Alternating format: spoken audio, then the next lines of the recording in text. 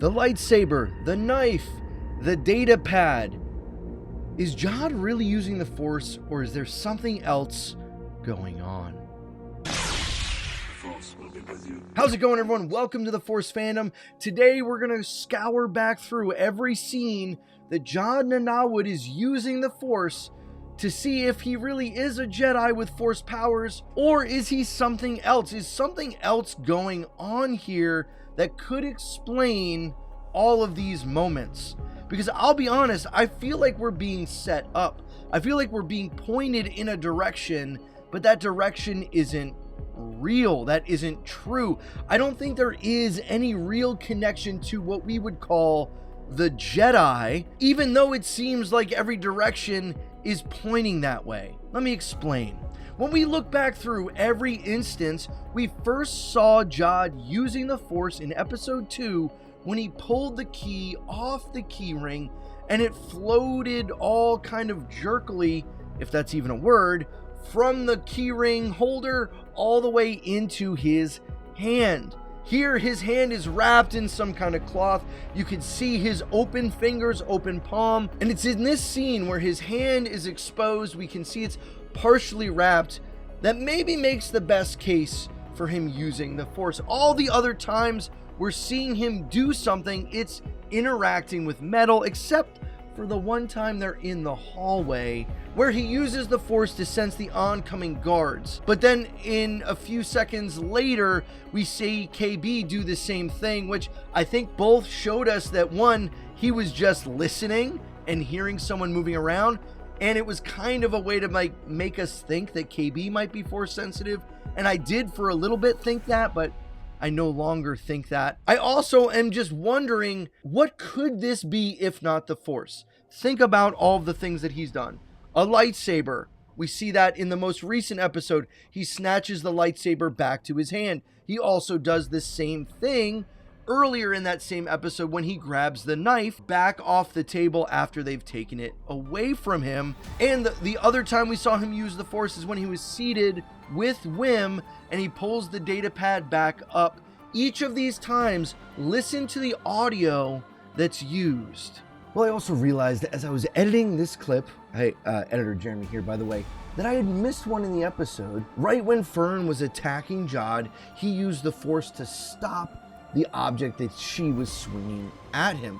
Still uses his right hand, still a metal object, but I still thought I should mention that because instead of pulling it, this time he's using Force push.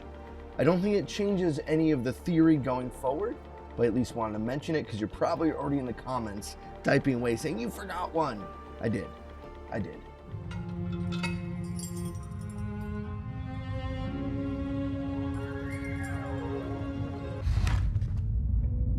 Embrace it.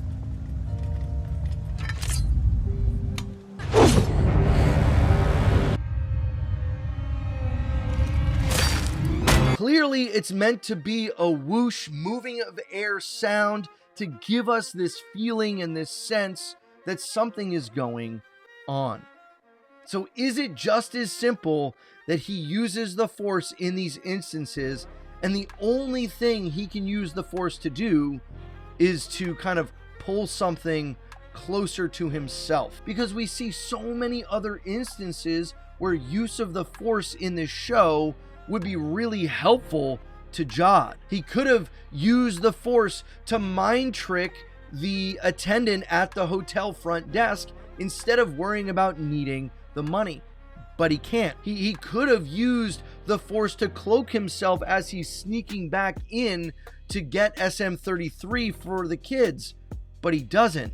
He could have maybe used the Force to try to get out of that whole scenario, which we still don't know what really happened with that rival clan on at Akron, but he doesn't. And maybe the most important moment that he could have used the Force was when SM-33 was getting ready to attack Neil on at Akron in the Fallen Sanctum, but he doesn't. So how do we reconcile then the moments that Jod is using the Force versus the times that the Force clearly would have been an ally to use in those moments? And if you've learned how to do it, like, can you imagine having the Force and not using it in situations that it would clearly be just like the default that you would go to.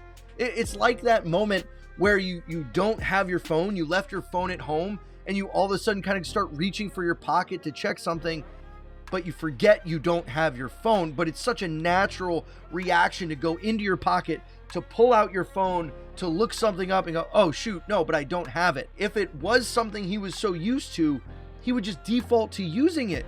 Why not force pull SM33 or force pull the switch, right? Or do something like that in that moment, but he doesn't. And it makes me think that these aren't Jedi powers.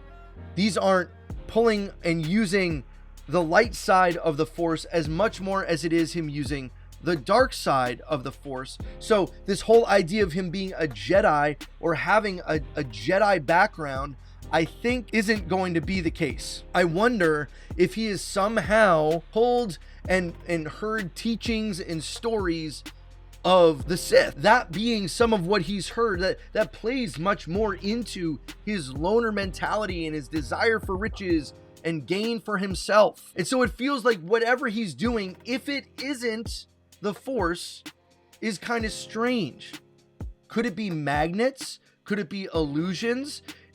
I'm not quite sure what other explanation there is, but it definitely feels like we're being set up for his lineage. I don't think he's a Jedi.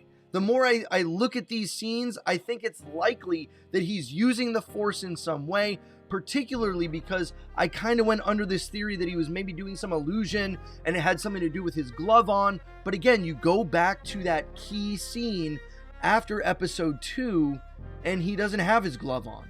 He is just barehanded with it wrapped. And so there wouldn't have been anything for him to use. Everything would have been taken away from him when he was in prison. So what's left? Here's my theory. Here's my thought. I don't think Jod is a survivor of Order 66. I also don't think he's going to be like the child of some Jedi somewhere that he got forgotten about or away from. No, I think instead he's probably going to be someone who had Force sensitivity, who has learned maybe to do some of those things for himself because he clearly doesn't have training. He would use it in a lot other ways. So I don't think there's anything that he's learned or been taught. I think when he's saying things like letting go of attachments and all of these other things, he's using language that he's adopted, but it clearly seems like he's using the Force in a way that is much more selfish than selfless. He's not using it in moments really to help other people, maybe with the exception of the data pad, but really I think he just wants to get out of the conversation and move on. I think the setup of this last episode is that he is some kind of former Jedi, but I don't think that's the case. I think it's far more likely that he's just nobody, and nobody who's been isolated out of a life of crime and piracy, and that has pushed him kind of towards this isolation, no attachments, can't trust anyone, because we kind of saw that in the last episode in talking about how pirates' most important thing is money, and how all of these riches and money and everything, you don't trust anyone around you, hence the whole hidden thing in the lair, and you have to pull the roast beef, whatever it was, to find the computer, right? So when we're looking at Jod as a character, I know they had said early on in the interviews that he'd be a different kind of Jedi. And I think that was all a ruse. I don't think he's a different kind of Jedi. I think he just has Force sensitivity because, again, looking at everything closely, I don't think there's a better explanation than saying he's using the Force. It just is really strange how he uses it, when he uses it, and when he doesn't use it. What do you think? Let me know. I know you've probably got some great ideas, even better than mine, so I'd love to hear those down in the comments below. What's your theory about Jod, and is he going to come back around, or have we kind of seen his story arc? Will there be a final redemption where he has a change of mind and he comes back and gets the kids, or something like that? I don't know. We'll have to wait and see. Guys, thanks for watching. I appreciate you. If you're looking for some more Skeleton Crew content, you can click right here. Remember, the Force will be with you always. I'll see you on that video.